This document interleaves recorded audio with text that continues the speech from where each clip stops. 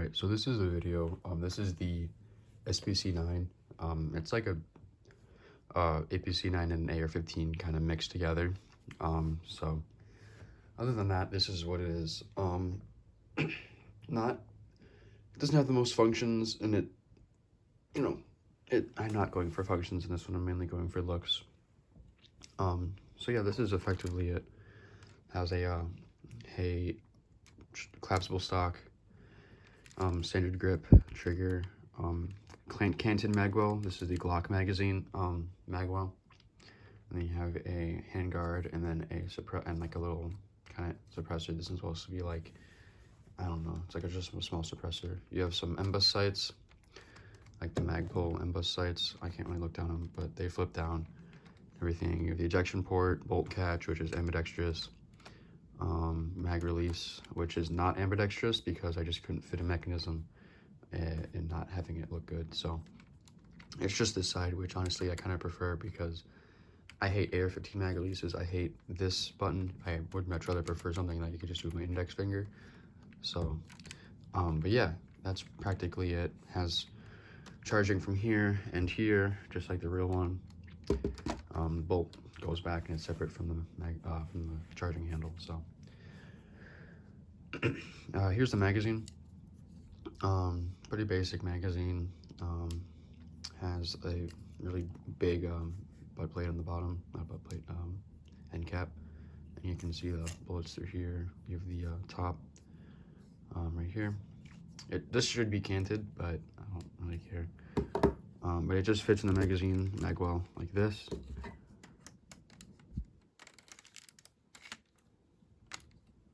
Fits kind of like that, and it's canted. And then you can push the button, and it just drops right out. So, very little friction magwell, which I really like. I do not like friction magwells at all. But yeah, that's that so far. Let's start field stripping it. So in order to do that, I'm gonna take the magazine off, like that. I'm gonna start at the back. I'm gonna take off the stock. Now the stock button's right at the bottom right here. We're just gonna press it and do this. The stock has two positions, it automatically locks. So you have this first position, and then you have the second position all the way out here. And then other than that, you can just take it off. So we're gonna do that.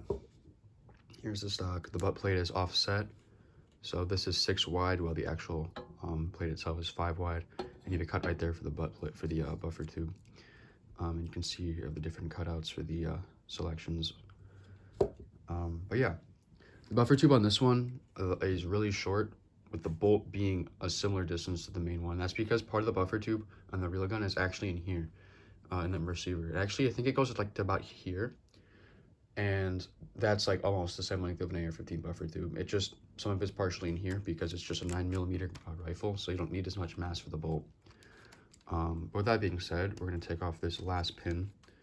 And to help us doing that, we're just going to take off the sling mount and use that to just punch through and grab our pin. So we're going to do that. And we have our pin. We're going to take off the stock. And then here you are. I'm going to talk more about this later because this is this is practically what's holding the gun together.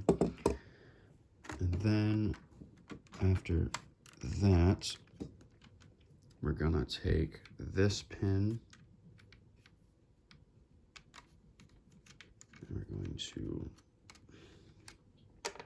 do that, just like that. And then you separate the lower from the upper. So here's the lower. You have the bolt lock right here, goes up. You can see that just kind of goes up and down. Very basic. You have the trigger, as you can see, it's blocked off. Trigger, magazine release, you can see that working. You have the grip right here. That's pretty much it for the lower. It's pretty basic itself. So here is the upper and handguard. In order to take it off, you're going to take off this tile right here, and you're just going to separate the two. So here's the upper. You can see it has it's built sideways, and it's a really nice technique. I really like this technique for the upper. It's not the most stable upper in the world. It's only held on by from front and back, because if you can see in here, or actually I'll take the bolt out first and I'll show you. So in order to take the bolt out, you're just going to take off this piece right here. This is the rubber band attachment. And you're just gonna slide the bolt back, and it got caught. There you go. You're just gonna slide the bolt back, and then you're going to take out the bolt, which is this right here. And here's the charging handle right here. And then here you go. This is the empty upper. You can see right here that it's completely flush through the inside. It's the same thickness, with this having a plate recess. So essentially how this is working is this is just being held on through this plate right here, and this is just kind of free floating. And that's because in the actual one, the sides of the upper have like cutouts on them, and I just wanted to mimic that because I think it looks really good and adds a layer of detail that, you know, most AR-15 uppers don't have. Most of them would just be flat throughout the entire length, but this one has like a one plate recess and has like these little buttons right here. I don't know what they do, but and then this here and here would be the logo. That's why I like there's little cutouts right here. And then yeah, you have the mounts right here and here, and other than that, that's practically it. Very good built, well built upper, in my opinion. You have the mag bud sights right here, so you can flip it down and you can flip it upwards. Yeah, that's it. Here's the handguard and then the barrel. I'm just gonna slide this off. We're just gonna slide this off by rotating it, and then here you go. And then this is the handguard. This is held in place, so you can't take this off. But here's the charging handle. As you can see, and it just kind of flips down. It's a folding charging handle like that. Here's the front sight. Again, it's foldable. And then yeah, that's practically it. Here's the attachment point to the lower, and here you go. And then yeah, that's practically it. I don't really have anything else to say about this gun besides let me just cover the stock. What's special about the stock is this piece up here. When you have the stock connected to the lower right here, you can see that the hole's lined up, but this has like a quarter or half, or like a half plate offset right there. And that's because this right here is one tile on the sideways stick, while the charging handle is only 2 plates tall. So end up with like a little gap right here. And this piece is meant to close that gap like that. So it closes the gap. And essentially, you know, with the stock, it's going to want to sag downwards like this because there's weight on the back and it's trying to push down because of gravity.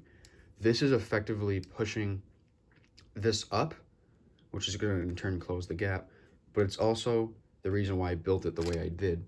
Because if I take this out, take off one of the side plates, you can see I just built it like this. If I built it normally, it would just push off the top and it would just come right off. If I built it sideways though, it's a lot harder to break apart than to have that. So you can put on heavier stocks and the upper can take it no problem. There might be a little more friction on the charging handle, but it's nothing that much. So that's kind of the reason why I built the entire gun like that, because I just wanted to reduce as much stock sag as I possibly could. And I think I did. I think I did a good job with that. So, yeah. Other than that, here's the stock button. And then, yeah, that's practically it. So, yeah.